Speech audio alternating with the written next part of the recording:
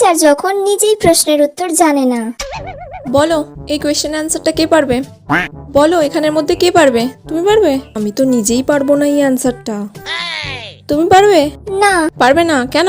পড়াশোনা করো না? কি করতে স্কুলে এসে বসে থাকো? এই তুমি বলো। দূর বাবা, কেউ তো একটা উত্তরও বলতে পারছে না, আর কতক্ষণ এইভাবে চালাবো? বেলটাও পড়ছে না যে ক্লাস থেকে বেরিয়ে যাব, ভালো লাগে না। বলো। এই তোমরা সবাই প্রাইভেট কার কাছে পড়তে যাও? ম্যাম আপনার কাছেই। ঠিক আছে, তুমি বাদ দিয়েও তো এতগুলো স্টুডেন্ট আছো, তার মধ্যে কেউ বলতে পারছো না? ম্যাম আপনিই বলে দিন। আমি কেন বলবো?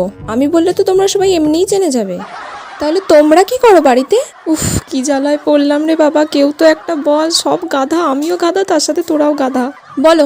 নিজে তো জানি না, যা বললো তাতেই হ্যাঁ বলে দিই। শুনলে কি বললো? তুমি তুমি কেন পারলে না? শুনে নাও ভালো করে, কালকে যেন কোয়েশ্চেনটা ধরলে তুমি পারো, ঠিক আছে? উফ বাবা, এতক্ষণে ঘন্টা পড়লো, তাড়াতাড়ি পালাই।